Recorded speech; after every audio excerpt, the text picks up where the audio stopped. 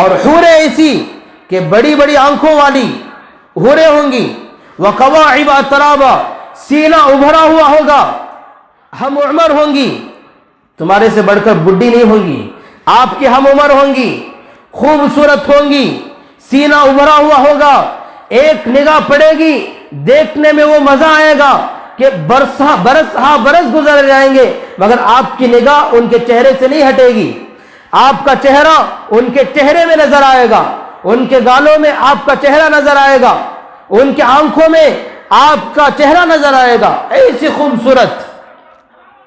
ایک مرتبہ جنتی جنت میں اپنے مسہری پر، اپنے گدے پر ٹیک لگایا ہوا بیٹھا ہوگا، پیچھے سے آ کر اس کے کندھے پر ہاتھ مارے گی تو جنتی متوجہ ہوگا، دیکھے گا، جیسے ہی نگاہ پڑی تو 40 سال کا عرصہ گزر جائے گا اور دیکھتا ہی رہ جائے گا، اس کی بناوٹ کیا، اس کی سجاوٹ کیا، اس کے بال کیا، اس کے گال کیا، اس کا چہرہ کیا، اس کی آنکھیں کیا، اس کا انداز کیا، 40 سال کا عرصہ صرف اس کو دیکھتے دیکھتے گزر جائے گا۔ الحمدللہ وحدہ والصلاة والسلام على من لا نبی بعدہ، اما بعد فاعوذ باللہ من الشیطان الرجیم، بسم اللہ الرحمن الرحیم، یا عبادی لا خوف علیکم اليوم ولا انتم تحزنون ادخلوا الجنہ انتم وازواجکم تحبرون يطاف عليهم بصحاف من ذهب وأكواب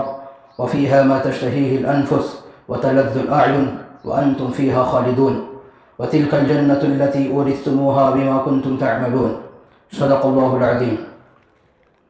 عن أبي سعيد الخدري رضي الله عنه أن رسول الله صلى الله عليه وسلم قال أن الله عز وجل يقول لأهل الجنة يا أهل الجنة فيقولون لبيك ربنا وسعديك والخير في يديك، فيقول هل رضيتم؟ فيقولون وما لنا لا نرضى يا ربي وقد أعطيتنا ما لم تعطي أحدا من خلقك، فيقول ألا أعطيكم أفضل من ذلك؟ فيقولون أي شيء أفضل من ذلك؟ فقال أحل عليكم رضواني فلا أسخط عليكم بعده أبدا، أو كما قال عليه الصلاة والسلام۔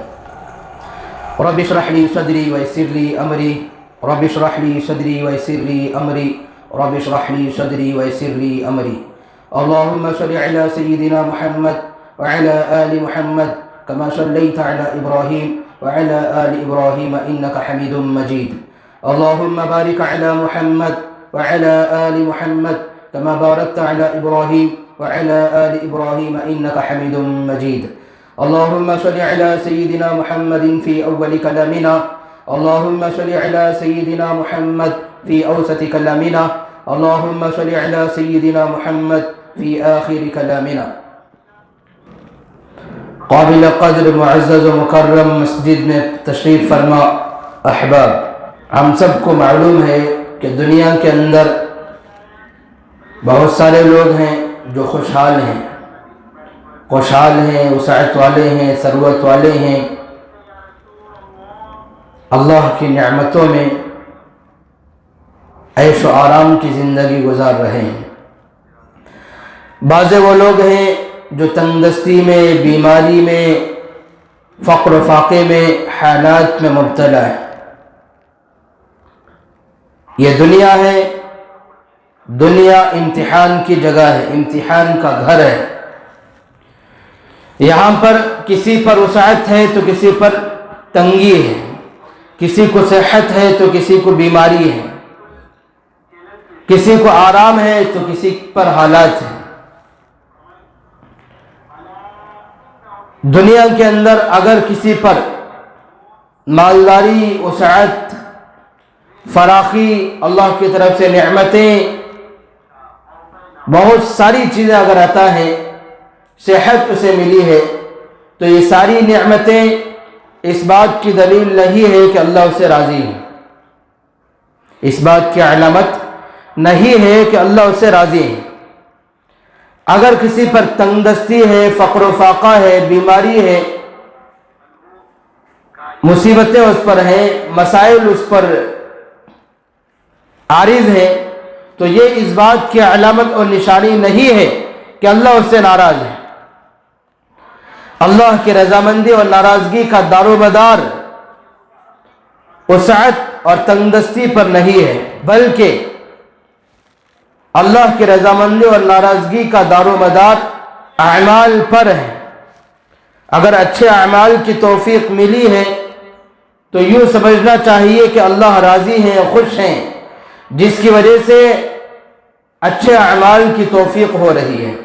अब अगर अच्छे अमाल ज़िंदगी में नहीं है, नमाजें नहीं है, ज़िक्र तिलावत नहीं है, खैर ख्वाही का जज्बा नहीं है, बुरे अमाल से आदमी मामूर है, तो इस बात की अलामत है कि अल्लाह उससे नाराज़ है, नाखुश है। अल्लाह मालिक यौमिद्दीन है, यौम जज़ा का मालिक है। कल क़यामत के दिन अल्लाह ही फैसला करने वाले हैं। दुनिया के अंदर दुनिया वाले फैसला करते हैं तो कमी ज़्यादती का खौफ और ख़तरा है, मगर यौम जज़ा का जो मालिक है वो किसी को बदला देने में ना कमी कर सकता है ना ज़्यादती कर सकता है। वो कल क़यामत के दिन फैसला करेगा और फैसला फरमाएगा। इरशाद होगा, या इबादी ला खौफुन अलैकुमुल यौम वला अंतुम तहज़नून अल्लज़ीना आमनू बिआयातिना व कानू मुस्लिमीन उदखुलुल जन्नह अंतुम व अज़वाजुकुम तुहबरून।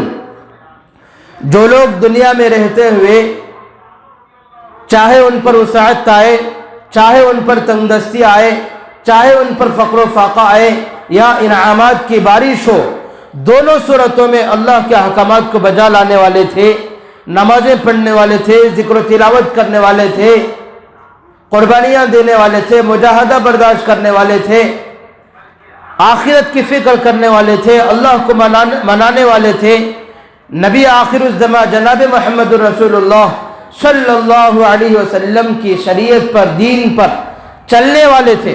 ऐसे लोगों के बारे में इरशाद फरमाएगा, या इबादी, ऐ मेरे बंदो, ला खौफुन अलैकुमुल यौम, आज के दिन तुम पर कोई खौफ नहीं, कोई खतरा नहीं। अल्लज़ीना आमनू बिआयातिना व कानू मुस्लिमीन, मेरे वो बंदो जिन्होंने मुझ पर ईमान लाया, व कानू मुस्लिमीन, और मेरी फर्माबरदारी की, मेरे फर्माबरदार बने रहे। ऐसे बंदों से इरशाद फरमाएगा, उदखुलुल जन्नह, जन्नत में दाखिल हो जाओ, अंतुम व अज़वाजुकुम, तुम और तुम्हारी बीवियां दोनों के दोनों, तुहबरून, मज़े के साथ दाखिल हो जाओ। वफ़ीहा मा तशतहील अनफुस व तलद्दुल आयुन व अंतुम फ़ीहा खालिदून, जन्नत में वो सब कुछ मिलेगा जिसका तुम्हारा मन करेगा, तुम्हारा जी चाहेगा, तुम्हारे दिल में आएगा। व तलद्दुल आयुन, वो सब कुछ मिलेगा जिनको देखने से तुम्हारी निगाहों को मजा आएगा, और तुम ऐसी जन्नत में हमेशा रहोगे। वतिलकल जन्नतुल्लती उरिस्तुमूहा बिमा कुंतुम तअमलून, ऐसी जन्नत का वारिस अल्लाह उन लोगों को बनाएगा जो लोग अमाल करने वाले थे। तो मालूम हुआ पहली बात कि दुनिया इम्तिहान का घर है। यहाँ की वसाअत, फरावानी, मालदारी, सेहत, नेमतें इस बात की अलामत नहीं है कि अल्लाह राज़ी है, और तंगदस्ती, फ़क्र फ़ाक़ा, मोहताजगी, बीमारी, मुसीबतें आदमी पर पेश आना इस बात की अलामत नहीं है कि अल्लाह हमसे नाराज़ है। पहली बात मालूम हो गई। दूसरी बात ये कि इन हालात में रहते हुए, मालदारी में रहते हुए या तंगदस्ती में रहते हुए, सेहत में रहते हुए या बीमारी में रहते हुए, अच्छे हालात में रहते हुए या बुरे हालात में रहते हुए, दोनों हालात का मुकाबला करते हुए अगर कोई अल्लाह का बंदा, अल्लाह की बंदी आमाले सालिहा की पाबंदी करेंगे, अल्लाह के फरमाबरदार बनकर जिंदगी गुजारेंगे, तो कल क़यामत के दिन अल्लाह फैसला फरमाएंगे कि जन्नत में दाखिल हो जाओ, तुम और तुम्हारी बीवियां मजे के साथ दाखिल हो जाओ, जन्नत का फैसला होगा। पहली बात। अब जन्नत में जाएंगे तो जन्नत क्या चीज है? जन्नत उम्दा जगह है, पाकीदा जगह है, जन्नत इनामात की बारिश होने की जगह है। اور اعلیٰ اور افضل جگہ جنت میں اللہ بطور خاص 2 نعمتیں عطا فرمائیں گے. علماء فرماتے ہیں جنت میں اللہ تعالی خاص طور سے جنتیوں کو 2 نعمتوں سے نوازیں گے.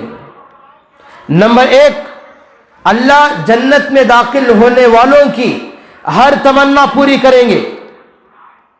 نمبر 2، اللہ تعالیٰ جنتیوں کو کامل خوشی دیں گے. 2 نعمتیں، نمبر 1 ہر تمنا پوری ہوگی، نمبر 2 کامل خوشی، مکمل خوشی ملے گی. دنیا کے اندر اگر کسی کو کوئی یہ چاہے کہ اس کی ہر تمنا پوری ہو تو ہو سکتی ہے؟ ہر تمنا پوری نہیں ہو سکتی.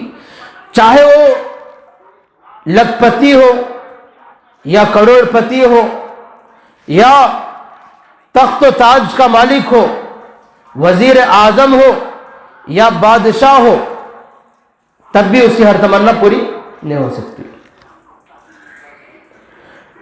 دوسری بات، کامل خوشی ملے گی.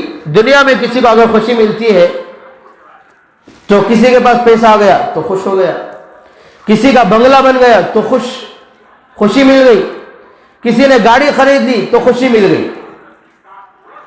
تو یہاں پر غور کرنے کی بات یہ ہے کہ اگر پیسہ ملنا ہے تو محنت کرنا پڑے گا، محنت کے بعد پیسہ آئے گا تو خوشی ملے گی.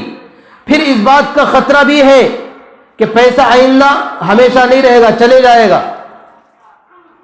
دوسرا خطرہ، 2 کانٹے ہر خوشی کے پیچھے. کسی کے پاس گاڑی آ گئی تو پہلا گاڑی آئی محنت کے بعد آئے گی، محنت کرے گا، پیسہ جمائے گا، پھر لے گا تو محنت کے بعد گاڑی ملی. دوسرا خطرہ یہ کہ گاڑی پرانی ہو جائے گی، اس کی خوبصورتی ختم ہو جائے گی، اس کی خوشی ختم. اگر کسی کو گھر بنانا ہے تو محنت کرے گا، پیسہ جمائے گا، گھر بنائے گا، گھر بنانے کے بعد خوش ہو جائے گا، خوشی ملے گی. دوسرا خطرہ یہ کہ کچھ سال گزریں گے تو دیواروں میں دراڑیں پڑ جائیں گی، گھر کی خوبصورتی، رونق ختم تو خوشی ختم. اللہ جنت کے اندر 2 نعمتیں عطا کریں گے. ایک تو ہر تمنا پوری ہوگی، ہر خواہش پوری ہوگی. دوسری یہ کہ اللہ جو نعمت دیں گے اس نعمت کی بنیاد پر جو خوشی ملے گی وہ کامل خوشی. جو نعمت دیں گے بغیر محنت کے دیں گے، اور جو نعمت دیں گے وہ ہمیشہ کے لیے اسی کے پاس رہے گی، بغیر محنت کے جنت دیں گے. اور دوسرا، جنت ملنے کے بعد واپس نہیں لیں گے. نہریں دیں گے، بغیر محنت کے دیں گے، نہریں ملنے کے بعد واپس نہیں لیں گے. محلات دیں گے بغیر محنت کے، یعنی ہمیں کمانا نہیں پڑے گا، محنت کرنی نہیں پڑے گی، بغیر محنت کے اللہ محلات دیں گے. اور پھر محلات ہمیشہ کے لیے خوبصورت رہیں گے تو خوشی ہمیشہ کی باقی رہے گی، کامل خوشی ملے گی. ایسی جنت اللہ مجھے اور آپ کو دینے والے ہیں. قرآن پاک میں اللہ نے ارشاد فرمایا يحلون فيها من أساور من ذهب ولؤلؤا ولباسهم فيها حرير. جنت کے اندر اللہ کنگن پہنائیں گے، من اساور من ذهب ولؤلؤا، سونے اور موتی کے کنگن پہنائیں گے. ولباسهم فيها حرير، اور جنتیوں کا جو لباس ہے وہ ریشمی لباس ہوگا. جنتی جنت میں چلے جانے کے بعد موج اور مستی میں ہوں گے، کھائیں گے، پیئیں گے، عیش کریں گے. جنتی جنت میں لیٹا ہوگا، دل میں تمنا ہوگی فلانے درخت پر فلانا پرندہ بیٹھا ہے، تمنا یہ ہو رہی ہے اس درخت پر بیٹھے ہوئے پرندے کا گوشت میں کھاؤں، دل میں تمنا ہوئی. جیسے ہی تمنا ہوگی تو یہ زبان سے حکم آرڈر نہیں کرے گا کہ فلانے پرندے کا گوشت مجھے چاہیے. آرڈر کے بنا دل میں جیسے ہی ارادہ ہوا، خواہش ہوئی، فوراً اللہ کی طرف سے وہ پرندہ پکا پکایا اس کے سامنے پیش ہو جائے گا. جنتی جنت میں لیٹا ہوا ہوگا، نگاہ پڑے گی فلانا سیب میں کھاؤں، ارادہ ہوا بس تو وہ درخت اس کی ٹہنی اس پھل کو لے کر اس کے سامنے مائل ہو جائے گی، جھک جائے گی. اپنی جگہ پر بیٹھ کر یہ اپنے منہ سے اسے نوش کرے گا، تناول کرے گا، اور ایک ایک لقمے پر الگ الگ مزہ ملے گا، اور وہ مزہ ملے گا کہ ساری کائنات کے مزے مل کر اس ایک لقمے کے مزے کا مقابلہ نہیں کر سکتے۔ ساری دنیا کے ٹیسٹ اور مزے ایک طرف اور جنتی پھل کے لقمے کا ٹیسٹ ایک طرف، تو فرمایا کہ جنتی پھل کے ایک لقمے کا مزہ اس کے سامنے ساری دنیا کے مزے ہیچ ہو جائیں گے، اس کا اور اس کا مقابلہ ہو ہی نہیں سکتا۔ وہ مزہ اللہ پاک وہاں پر دیں گے۔ جنتی جنت میں کھا کھا کر پیٹ بھر لے گا، موج کرے گا، لا یبولون ولا یکفلون، مگر پیشاب کی ضرورت نہیں پڑے گی یا اپنی حاجت پوری کرنے کی ضرورت نہیں پڑے گی۔ صحابہ نے پوچھا یا رسول اللہ پھر اس کے کھانے کا کیا ہوگا؟ نبی نے ارشاد فرمایا اس کو ایک ڈکار آئے گی، قریح المسک، اور اس ڈکار میں بھی مشک کی طرح سے خوشبو آئے گی، اس کا کھایا ہوا سارا ہضم ہو جائے گا۔ ایسی جنت اللہ دینے والے ہیں۔ حوریں آئیں گی، ترانہ گا گا کر کے سنائیں گی اپنے شوہروں کو، جنتیوں کو، وہ گا کر کے کہیں گی آ جاؤ جنت میں، جنت کے اندر ہمیشہ کی زندگی ہے، یہاں پر موت کبھی نہیں آئے گی، جنت کے اندر ہمیشہ صحت مند رہو گے، یہاں پر بیماری نہیں آئے گی، جنت کے اندر ہمیشہ جوان رہو گے، بڑھاپا نہیں آئے گا، اور جنت میں ہمیشہ رہو گے، یہاں سے کبھی بھی نکالا نہیں جائے گا۔ یہ حوریں گا گا کر کے سنائے گا۔ جنت کے اندر نہ سورج کی تپش محسوس ہوگی اور نہ ہی ٹھنڈک محسوس ہوگی، اور جنت کے اندر لا يسمعون فیہا لغوا ولا تأثیما، بیکار بات سننے کا بھی موقع نہیں ملے گا۔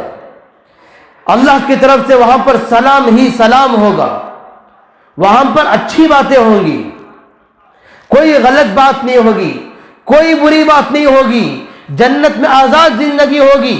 وَمَسَاكِنَ طَيِّبَةً فِي جَنَّاتِ عَدْنٍ، جنت کے اندر پاکیزہ مکانات اللہ پاک عطا فرمائیں گے، ایسے مکانات کہ جن کے باہر سے اندر کا حصہ نظر آئے گا اور اندر سے باہر کا حصہ نظر آئے گا۔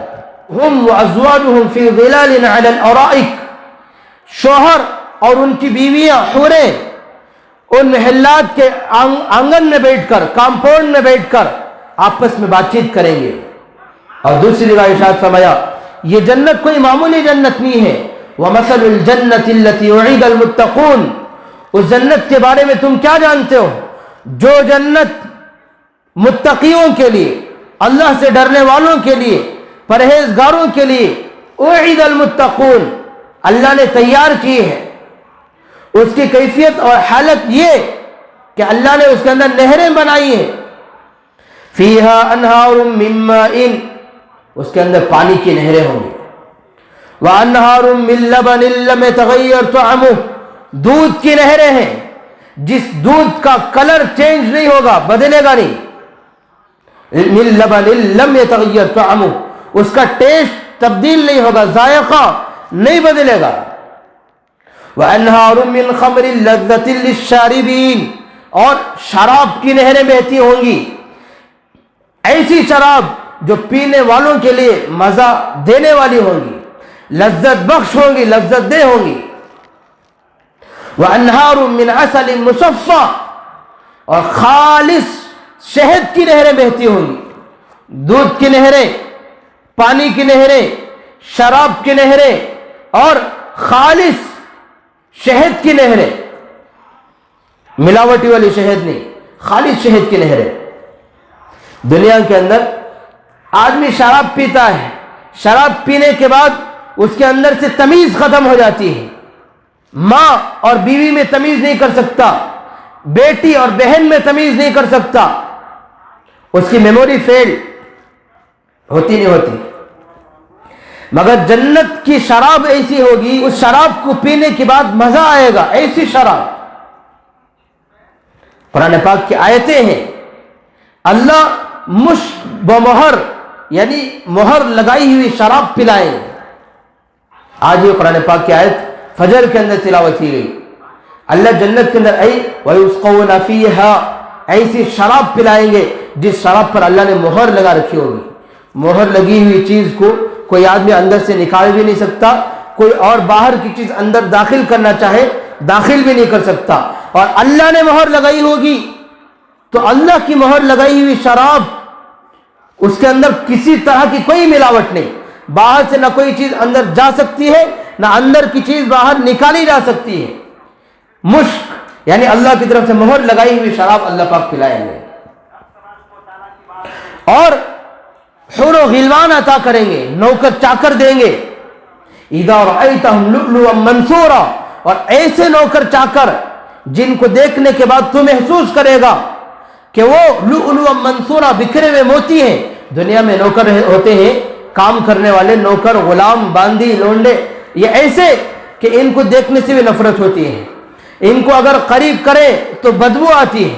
मगर जन्नत में ऐसे नौकर नहीं होंगे, ऐसे हश्म खुदम नहीं होंगे, बल्कि खूबसूरत। इज़ा रअयतहुम लुअलुअन हसिबतहुम लुअलुअन मंसूरा, जब तू उनको देखेगा तो बिखरे हुए मोती की तरह से महसूस करेगा, ऐसे खूबसूरत। और हूरें ऐसी कि बड़ी बड़ी आंखों वाली हूरें होंगी। वकवाइब अतराबा, सीना उभरा हुआ होगा। और वकवाइब हम उम्र होंगी, तुम्हारे से बढ़कर बुढ़ी नहीं होंगी, आपकी हम उम्र होंगी, खूबसूरत होंगी, सीना उभरा हुआ होगा। एक निगाह पड़ेगी, देखने में वो मजा आएगा कि बरस गुजर जाएंगे, मगर आपकी निगाह उनके चेहरे से नहीं हटेगी। आपका चेहरा उनके चेहरे में नजर आएगा, उनके गालों में आपका चेहरा नजर आएगा, उनके आंखों में आपका चेहरा नजर आएगा, ऐसी खूबसूरत। एक मर्तबा जन्नती जन्नत में अपने मसहरी पर, अपने गद्दे पर टेक लगाया हुआ बैठा होगा। हूर आकर कहेगी, पीछे से आकर अब उसके कंधे पर हाथ मारेगी तो जन्नती मुतवज्जा होगा, देखेगा। जैसे ही निगाह पड़ी तो 40 साल का अरसा गुजर जाएगा और देखता ही रह जाएगा।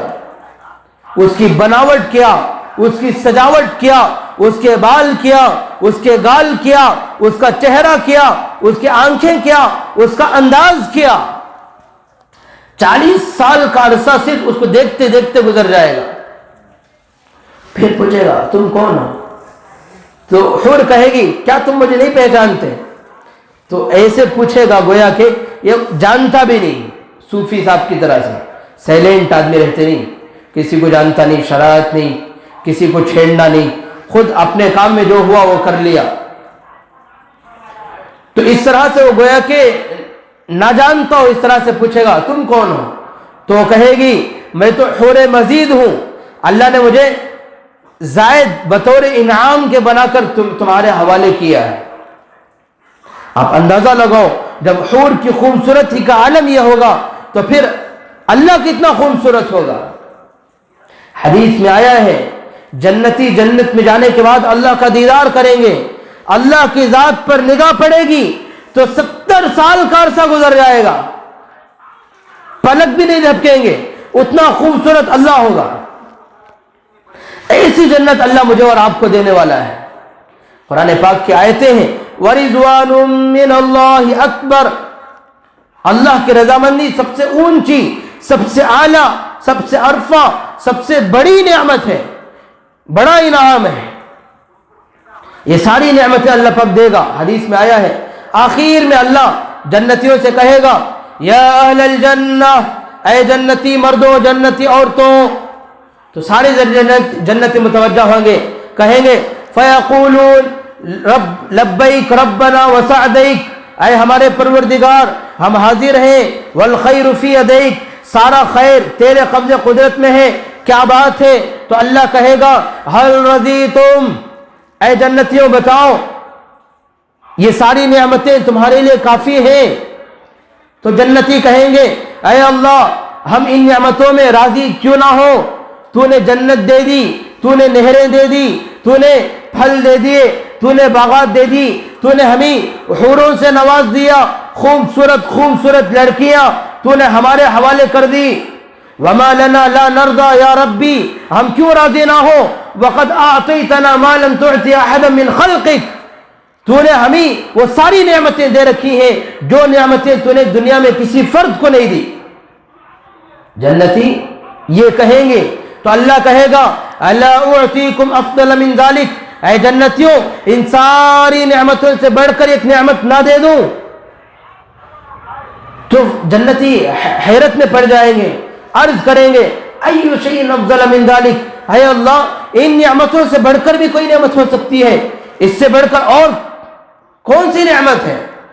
تو اللہ اعلان فرمائیں گے احل علیکم رضوانی، آج کے دن میں تم سے راضی ہو گیا، فلا اسخط علیکم بعدہ ابدا، آج کے بعد میں تم سے کبھی بھی ناراض نہیں ہوں گا، میں نے اپنی رضامندی کو تمہارے لیے حلال کر دیا، آج کے بعد تم جو چاہے کھاؤ، جو چاہے پیو، جو چاہے کرو، جیسے چاہے زندگی گزارو، آج کے بعد میں تم سے ناراض نہیں ہوں گا۔ یہ سرٹیفکیٹ اللہ پاک دیں گے، یہ گارنٹی دیں گے، یہ اعلان کر دیں گے۔ وَرِضْوَانٌ مِّنَ اللَّهِ اکبر، اللہ کی رضامندی سب سے بڑی نعمت، سب سے بڑا انعام ہے۔ پھر اللہ اپنا دیدار کرائیں گے، اللہ اپنا کرسی پر بیٹھیں گے، حدیث میں آیا ہے اللہ اپنا دیدار کرائیں گے۔ صحابہ نے پوچھا اے نبی جی ساری مخلوق، سارے لوگ، عرب لوگ، خرب لوگ، کروڑوں افراد بیک وقت اللہ کا دیدار کریں گے، جم غفیر ہوگا، مٹ بھیڑ ہوگی، ایک دوسرے پر چڑھنے لگیں گے، کیا ہوگا؟ نبی نے فرمایا کیا تم 14ویں رات کا چاند کا دیدار کرتے ہو؟ 14ویں رات کے چاند کو تم نے دیکھا ہے؟ تو صحابہ نے کہا ہاں ہم نے دیکھا ہے۔ سب اپنی اپنی جگہ رہتے ہوئے بیک وقت سب کے سب مل کر چاند کو دیکھ لیتے ہیں، کسی کو مشقت برداشت کرنی نہیں پڑتی، مٹبھیڑ نہیں ہوتی۔ تو فرمایا کہ ایسے ہی اللہ کا دیدار سارے کے سارے جنتی بیک وقت ہو کر اللہ کا دیدار کریں گے، اور ایک مرتبہ دیدار کریں گے 70 سال کا عرصہ بیت جائے گا، 70 سال، اور 70 کی جو عدد ہے 70 سے 70 سال مراد نہیں بلکہ بے شمار زمانہ، لمبا زمانہ مراد ہے۔ لمبا زمانہ گزر جائے گا، دیکھتے رہیں گے، ہوش میں نہیں آئیں گے۔ اتنا خوبصورت، اتنا ہیبت میں ڈالنے والا اور اتنا تعجب میں ڈالنے والا وہ اللہ کا نور ہوگا، اللہ کی تجلی ہوگی، اللہ کی ذات ہوگی۔ دنیا میں حضرت موسیٰ علیہ السلام نے اللہ سے عرض کیا تھا ربی ارینی انظر الیک، اے پروردگار میں تجھے دیکھنا چاہتا ہوں۔ اللہ نے کہا لن ترانی، اے موسیٰ تم مجھے دیکھ نہیں سکتے۔ انہوں نے اصرار کیا نہیں اللہ میں تجھے دیکھنا چاہتا ہوں، میں تجھے دیکھنا چاہتا ہوں۔ اللہ نے کہا اچھا چلو کوہ طور پر آ جاؤ، میری ایک تجلی پڑے گی، تم اس کو دیکھ لینا، اگر تم نے اس کو دیکھ لیا فسوف ترانی، تو مجھے بھی دیکھ لو گے۔ پھر موسیٰ علیہ السلام آ گئے، فلما تجلی ربہ للجبل، پھر ایک تجلی، اللہ نے اپنی ایک تجلی، اپنے نور کی ایک کرن کوہ طور پر پہ ڈالا ہے، موسیٰ علیہ السلام نے دیکھا ہے، تو اللہ کی ایک تجلی نے کوہ طور کو، طور کے پہاڑ کو جلا کر کے خاک کر دیا، جعلہ دکا، سارے پہاڑ کو جلا کر کے خاک کر دیا، اور موسیٰ علیہ السلام زمین پر پیٹھ کے بل گر پڑے، وخر موسیٰ صعیقا، زمین پر گر پڑے، اور پھر جب ہوش میں آئے تبت الیک، کہنے لگے اللہ سے اے اللہ میں تجھ سے معافی مانگتا ہوں، وانا اول المسلمین، میں تیرا فرمانبردار۔ مگر جنت میں جانے کے بعد اللہ پاک دیدار کرائیں گے، اپنے آپ کو لوگوں کے سامنے دکھائیں گے اور نگاہوں میں دیکھنے کی طاقت بھی دیں گے۔ قرآن پاک کا ایک عمومی اصولی قاعدہ ہے، کیا؟ دنیا کی آنکھیں اللہ کو دیکھ نہیں سکتی، دنیا کی آنکھیں اللہ کو دیکھ نہیں سکتی، مگر جنت کی آنکھیں اللہ کو دیکھ سکتی ہیں۔ دنیا میں رہتے ہوئے اگر کوئی اللہ کو دیکھنا چاہے نہیں دیکھ سکتا، مگر مریں گے، اچھے اعمال کریں گے، جنت کا فیصلہ ہوگا، جنت میں جائیں گے، اللہ کا دیدار کریں گے، اللہ اپنا دیدار کرائے گا۔ تو بالخلاصہ یہ کہ اللہ پاک ہمیں ایسی بڑی جنت دینے والے ہیں، اللہ جنت میں اپنی رضامندی کا پروانہ دینے والے ہیں، اور پھر ہزاروں اربوں خربوں نعمتوں سے ہمیں دینے والے ہیں، مشرف کرنے والے ہیں۔ تو بتاؤ ایسی بڑی جنت کو حاصل کرنے کے لیے، اللہ کی رضامندی حاصل کرنے کے لیے مجھے اور آپ کو کچھ کرنا نہیں پڑے گا؟ کچھ کرنا پڑے گا یا نہیں پڑے گا؟ کرنا پڑے گا۔ اگر کچھ کریں گے اللہ جنت دیں گے، اگر کچھ کریں گے اللہ اپنی رضامندی کا پروانہ دیں گے، اگر کچھ نہیں کریں گے نہ جنت ملے گی، نہ اللہ کی رضامندی ملے گی، نہ کامیابی ملے گی۔ علماء نے بیان فرمایا ایسی بڑی جنت کو حاصل کرنے کے لیے سب سے پہلی جو شرط اللہ نے قرآن میں بیان فرمائی وہ ہے ایمان۔ ایسی بڑی جنت کو، اللہ کی رضامندی کو حاصل کرنے کے لیے پہلی چیز ایمان ہے۔ اسی لیے قرآن پاک میں بیان فرمایا فَبَشِّرِ الَّذِينَ آمَنُوا وَعَمِلُوا الصَّالِحَاتِ أَنَّ لَهُمْ جَنَّاتٍ تَجْرِي مِن تَحْتِهَا الْأَنْهَارُ۔ اے نبی جی بشارت سنائیے ان لوگوں کو جو لوگ ایمان لائے اور اچھے اعمال کیے، ان لوگوں کے لیے أَنَّ لَهُمْ جَنَّاتٍ تَجْرِي، ان لوگوں کے لیے اللہ نے جنت بنائی ہے جس جنت کے نیچے سے، جن باغات کے نیچے سے نہریں بہتی ہیں۔ اور دوسری جگہ بھی ارشاد فرمایا اللہ نے جنت بنائی ہے ایمان والوں کے لیے، اور ایمان کے بغیر چاہے ہماری زندگی میں اعمال ہو، صدقہ خیرات کرنے، صدقہ خیرات تو دور کی بات، لوگوں پر پیسہ خرچ کرنے والے ہوں یا مسلمانوں کے لیے بڑے بڑے ہسپتال بنانے والے ہوں، کالجز بنانے والے ہوں، قوم کی خدمت کے لیے پانی کا نظام کرنے والے ہوں، بہت سارے کام کرنے والے ہوں، مگر دل میں ایمان نہ ہو، اللہ کی ذات کے تعلق سے عقیدہ درست نہ ہو، اللہ کی ایک ذات کو نہ ماننے والے ہو، تو سارے کے سارے اعمال بیکار، ضائع اور رائگاں جائیں گے۔ بنیادی طور پر ایمان شرط ہے۔ ایک صحابی نبی کے زمانے میں ایک آدمی مسلمان ہوئے، اسلام قبول کیا، نماز کا وقت نہیں آیا، نماز کے وقت کے آنے سے پہلے اللہ کے راستے میں نکلنے کا وقت آ گیا، جہاد کا وقت آ گیا، وہ اللہ کے راستے میں نکل گئے، ایک نماز نہیں پڑھی، ذکر تلاوت نہیں کیا، حج نہیں کیا، عمرہ نہیں کیا، کوئی بڑے سے بڑا عمل نہیں کیا، صرف اللہ کے راستے میں نکلے اور جہاد کرتے ہوئے انتقال ہو گیا، گردن کٹ گئی، شہید ہو گئے۔ اللہ کے نبی صلی اللہ علیہ وسلم ان کے جنازے میں تشریف لائے، ارشاد فرمایا عمل هذا یسیرا، اس اللہ کے بندے نے کوئی عمل نہیں کیا، اس بندے نے مختصر تھوڑا سا عمل کیا، وَأُجِرَ كَثِيرًا، مگر اللہ نے اس کو اجر جو ثواب دیا ہے وہ بہت بڑی مقدار میں دیا ہے، وہ جنت کی شکل میں دیا ہے۔ یہ ایمان ہے، صرف کلمے کی بنیاد پر، صرف لا الہ کی بنیاد پر اللہ نے ان کو جنت سے نواز دیا۔ حالانکہ نماز نہیں ہے، ذکر تلاوت نہیں ہے، حج عمرہ نہیں ہے، کوئی عمل نہیں، روزے نہیں، کوئی عمل نہیں ہے، صرف کلمہ ہے، نماز ہے، اس کے بدلے میں اللہ نے جنت دے دیا۔ یہ ایمان۔ تو ایسی بڑی جنت کو حاصل کرنے کے لیے بنیادی شرط، پہلی چیز وہ ایمان ہے۔ دوسری چیز علماء نے جو بیان فرمائی وہ یہ ہے کہ ہم اعمال صالحہ کرنے والے بنے۔ کیا کرنے والے بنے؟ اعمال صالحہ۔ اعمال صالحہ کسے کہتے ہیں؟ ہمارا ہر عمل نبی صلی اللہ علیہ وسلم کے سنت اور شریعت کے مطابق ہو جائے، ہمارا کلمہ نبی کی سنت کے مطابق، ہماری نماز نبی کی سنت کے مطابق، ہمارا روزہ نبی کی سنت کے مطابق، ہمارا حج نبی کی سنت کے مطابق، ہمارا عمرہ نبی کی سنت کے مطابق، ہمارا صدقہ خیرات کا نکالنا، زکوٰۃ کا دینا نبی کی سنت کے مطابق، ہمارا ہر عمل نبی کی سنت کے مطابق ہو جائے، ہم اعمال صالحہ کرنے والے ہو جائے۔ یہ دوسری شرط ہے، اس کے بنیاد پر اللہ پاک جنت دینے والے ہیں۔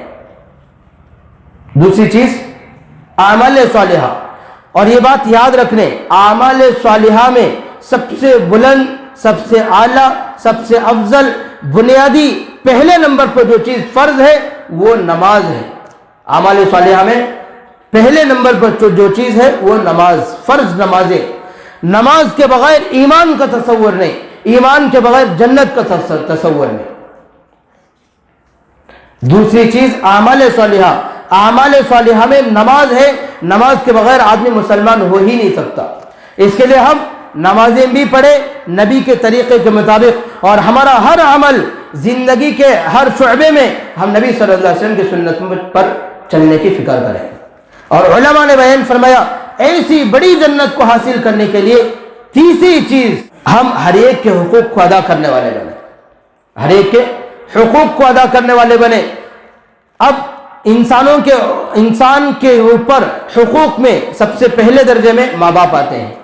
امی ابا کے حقوق کو ادا کرنے والے بنے، بھائی بہنوں کے حقوق کو ادا کرنے والے بنے، بیوی بچوں کے حقوق کو ادا کرنے والے بنے، رشتہ داروں کے حقوق کو ادا کرنے والے بنے، اڑوس پڑوس کے حقوق کو ادا کرنے والے بنے، سارے محلے کے افراد ان کے حقوق کو ادا کرنے والے بنے، اپنے ملنے جھلنے والے دوست احباب جو بھی ہیں ان کے حقوق کو ادا کرنے والے بنے۔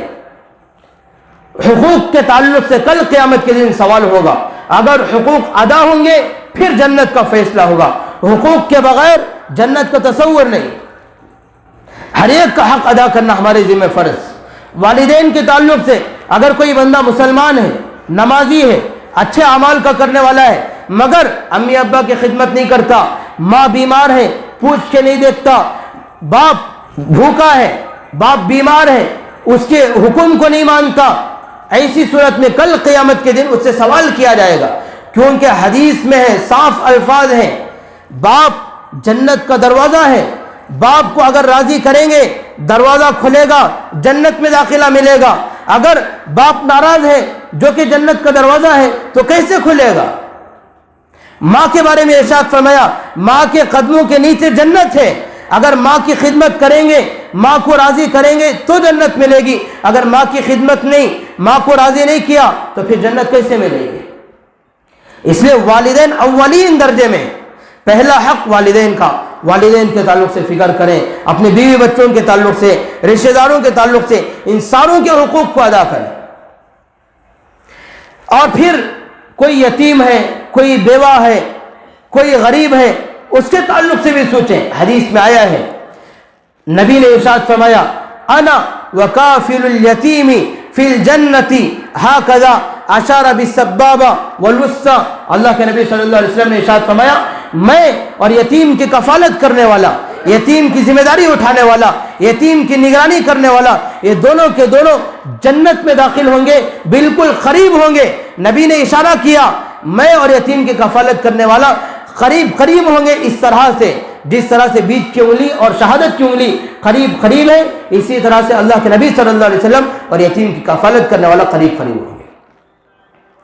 تو معلوم ہوا ایسی بڑی جنت کو حاصل کرنے کے لیے پہلی چیز ایمان، دوسری چیز اچھے اعمال، اور تیسری چیز ہر ایک کے حقوق کو ہم ادا کرنے والے بنے، اور چوتھی چیز علماء نے بیان فرمائی اچھے اخلاق۔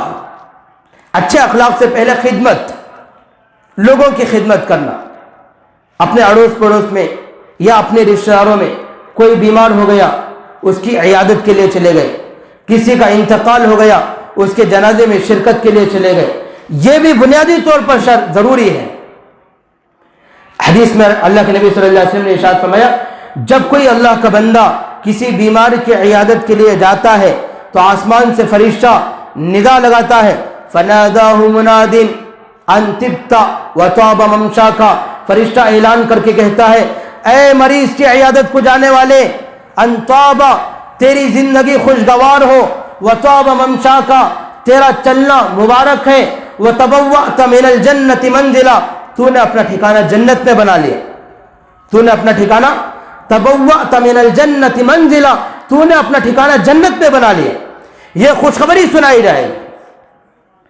اور حدیث میں آیا ہے کوئی آدمی مریض کی عیادت کے لیے جاتا ہے تو مغفرت کے سمندر میں غوطے لگاتا ہے۔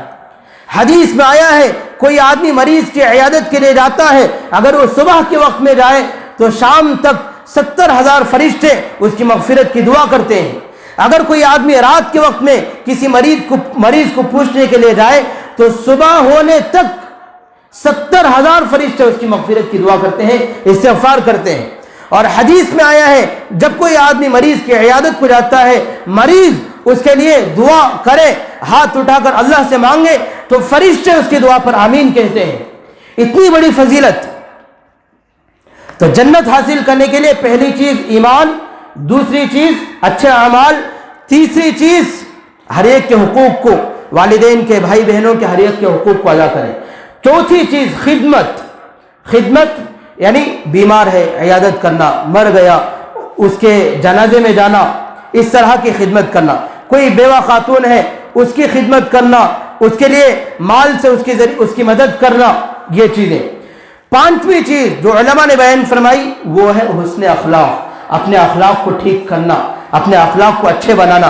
حدیث میں آیا ہے ان من احبکم الی واقربکم منی مجلسا وحاسنکم اخلاقا، بے شک تم میں سے جس کے اخلاق اچھے ہیں وہ کل قیامت کے دن میرے بالکل قریب ہوگا۔ اللہ کے نبی صلی اللہ علیہ وسلم نے ارشاد فرمایا تم میں سے جس کے اخلاق اچھے ہیں کل قیامت کے دن وہ میرے بالکل قریب ہوگا۔ اور اخلاق میں سب سے اعلیٰ اور افضل درجے کی چیز صبر کرنا، برداشت کرنا۔ کسی نے گالی دے دی برداشت کر لینا، کسی نے مار دیا، کسی سے زیادتی ہو گئی، کسی سے ہمیں تکلیف پہنچ گئی، معاف کر دینا، برداشت کر لینا، یہ اخلاق۔ صبر کا مطلب یہ نہیں کہ بزدل بن جانا، کسی نے مار دیا آپ صبر کر لیے تو آپ بزدل بن گئے، یہ نہیں، بلکہ برداشت کرنے کا مطلب معاف کر دینا۔ آپ کے پاس طاقت ہے، آپ پہلوان ہیں، سامنے والا کمزور ہے، اس سے کچھ زیادتی ہو گئی، چلو بھئی معاف کر دو۔ پہلوان وہ نہیں جو مقابلے میں آ کر کسی کو پچھاڑ دے، بلکہ پہلوان وہ ہے جو سامنے والے کو معاف کر دے۔ صبر کر لے، صبر کے گھونٹ پی لے، یہ پہلوان اصل میں یہ پہلوان ہے۔ تو پہلے جنت حاصل کرنے کے پہلے ایمان، دوسرا اعمال صالحہ، تیسرا ہر ایک کے حقوق کو ادا کرنا، چوتھا خدمت کرنا، پانچواں اپنے اخلاق کو درست کرنا، اخلاق میں صبر کرنا، اور اس کے بعد کے درجے کی چیز شکر ادا کرنا، اس سے آگے بڑھ کر زبان سے سچائی نکلنا، اس سے آگے بڑھ کر کسی سے وعدہ کیا ہے وعدے کو پورا کرنا، کسی نے امانت رکھی ہے امانت کو ادا کر دینا، اور اس سے آگے درجے کی چیز نرمی اپنے اندر پیدا کرنا، کسی پر سختی نہیں کرنا، کسی پر ظلم نہیں کرنا، زیادتی نہیں کرنا۔ نرمی اللہ کو پسند ہے، ان اللہ رفیق، اللہ نرم مزاج ہے، وَيُحِبُّ الرِّفْقَ، نرمی کو پسند کرتے ہیں، یُعْطِي عَلَى الرِّفْقِ مَا لَا یُعْطِي عَلَى الْعِنْفِ، اور اگر کوئی آدمی نرمی اختیار کرتا ہے تو اس کے نرمی کے بدلے میں اللہ وہ عطا کرتے ہیں جو سختی ادا کرنے پر نہیں عطا کرتے۔ اور اس کے بعد اس سے آگے بڑھ کر یہ ہے کہ ہم اپنا وقت دین کے لیے فارغ کریں، بیانات سننے کے لیے فارغ کریں، دینی مذاکرے کے لیے فارغ کریں، اللہ کے راستے میں نکلیں۔ ایک تو پہلے کے زمانے میں صحابہ جہاد کے لیے نکلتے تھے، مجھے اور آپ کو جہاد میں نہیں نکلنا ہے، بلکہ یہ جو جمعہ کا دن ہوتا ہے وقت سے پہلے آ جانا۔ مسلمان کا مطلب یہ نہیں کہ ہم کلمہ پڑھ لے مسلمان ہو گئے، نام وسیم رکھ لیا، نام فلانا رکھ لیا، ستار رکھ لیا، غفار رکھ لیا، جابر رکھ لیا، معاذ رکھ لیا، معاوض رکھ لیا، مسلمان ہو گئے جنت مل جائے گی۔ خدا کی قسم ایسے نہیں ہوگا۔ آپ مسلمان بنے ہیں تو مسلمان بننے کے بعد کچھ اور ذمہ داری بھی ہے۔ جنت ملنے کے لیے نماز پڑھنا پڑے گا، جنت ملنے کے لیے آپ کو محنت کرنی پڑے گی، صبر کرنا پڑے گا، اخلاق کو درست کرنا پڑے گا، اپنے کردار کو، کیریکٹر کو نبی کے کردار میں، نبی کے کیریکٹر میں ڈھالنا پڑے گا، تبھی جا کر جنت ملے گی، اس کے بغیر نہیں ملے گی۔ جمعہ کا دن آ گیا ہے، وقت ہو گیا، آخر کے وقت میں یہاں جماعت کھڑی ہونے کا وقت آیا، آخر کے وقت میں منہ پر پانی مار لیا، آ کر امام صاحب کے ساتھ مل کر دو ٹھونگے مار لی، جنت مل جائے گی، ایسا نہ سمجھیں۔ افحسبتم ان تدخلوا الجنة ولما يأتكم مثل الذين خلوا من قبلكم مستهم البأساء والضراء وزلزلوا۔ قرآن پاک میں اللہ نے ارشاد فرمایا کیا تمہارا گمان یہ ہے کہ تم کلمہ پڑھ لیے تو جنت میں داخل ہو جاؤ گے؟ ایسا نہیں ہے، تم پر وہ حالات آئے ہی نہیں جو حالات پہلے لوگوں پر آئے۔ ان لوگوں پر حالات آئے، آزمائش آئی، اللہ کے راستے میں نکالا گیا، حالات میں ڈال کر جھنجھوڑ دیا گیا، یہاں تک کہ وہ پکار اٹھے اے اللہ تو اپنے مدد کو کب نازل کرے گا؟ کافر ہمارے خلاف، مشرک ہمارے خلاف، اور مصائب ہم پر، فقر و فاقہ ہم پر، تنگ دستی ہم پر، ہر طرح کی مصیبت ہم پر سوار ہے، تیری مدد کب آئے گی؟ تو پھر اللہ نے ارشاد فرمایا اے مسلمانوں صبر کرو، قریب ہے کہ میری مدد تم پر آ جائے گی۔ ایسے حالات ہم پر آئیں گے، جنت ملے گی۔ ایک وقت کی نماز نہیں پڑھتے پھر ہمیں جنت مل جائے گی، ایسا تصور نہ کریں، بلکہ نمازیں پڑھیں، ذکر کا، تلاوت کا اہتمام کریں، مجاہدہ برداشت کریں، تب جا کر جنت مل سکتی ہے۔ وقت ہو گیا ہے، آخر میں ایک دو باتیں ہیں، وہ یہ کہ یہاں پر نماز کے بعد میں بعض لوگ فرض ادا کرتے رہتے ہیں، سنتیں پڑھتے رہتے ہیں، تو نمازی کے آگے سے گزرنا جائز نہیں ہے۔ حدیث میں آیا ہے کہ نماز اگر کوئی پڑھ رہا ہے تو اس کے آگے سے نہ گزرو، اگرچہ تمہیں 100 سال تک وہاں پر کھڑا رہنا پڑے۔ اتنی سخت بات آئی ہے، سامنے سے گزرنا جائز ہی نہیں ہے۔ اگر مسجد بڑی ہے، ایسی صورت میں نمازی کے سامنے 3 صفیں چھوڑ کر اس کے آگے سے گزر جا سکتے ہیں۔ اگر کوئی آدمی بڑے میدان میں نماز پڑھ رہا ہے تو اندازہ لگا لیں 12 فٹ تک، یعنی 6 مصلے کے برابر جگہ چھوڑ کر اس کے بعد سے گزر سکتے ہیں، اجازت ہے۔ اب اگر نمازی نماز پڑھنے والا سامنے سترا کوئی لکڑی کھڑا کر کے ہے، یعنی تو سامنے کمبی ہے یا کوئی بھی چیز آڑے ہے، تو اس کے آگے سے گزر سکتے ہیں، اس سے بغیر گزرنے کی اجازت نہیں ہے، بلکہ انتظار کرنا پڑے گا، اس کے پیچھے ہی سے گزرنا ہے، اس کے سامنے سے گزر نہیں سکتے۔ اگر گزر گئے تو گنہگار ہوں گے، گناہ ہمارے نامہ عمل میں لکھا جائے گا، تو اس کے لیے اس کا خیال رکھیں۔ اور کیا چیز تھی بتانے کی؟ اچھا، نماز کے بعد سنتوں کا بھی ذرا اہتمام کریں۔ نماز جہاں فرض ہوگی تو دعا ہونے کے بعد فوراً ہی نہ نکل جائیں، بلکہ نماز کے بعد سنتیں بھی پڑھ کر جائیں۔ جمعہ کے دن دعا کے بعد 6 رکعت سنت ہیں، پہلے 4 رکعت بعد میں 2 رکعت، یا پہلے 2 رکعت بعد میں 4 رکعت، جیسے بھی ہو وہ پڑھ کر جائیں، اس کا اہتمام کریں۔ اللہ تعالیٰ مجھے اور آپ کو عمل کی توفیق عطا فرمائے۔ وآخر دعوانا الحمد للہ رب العالمین۔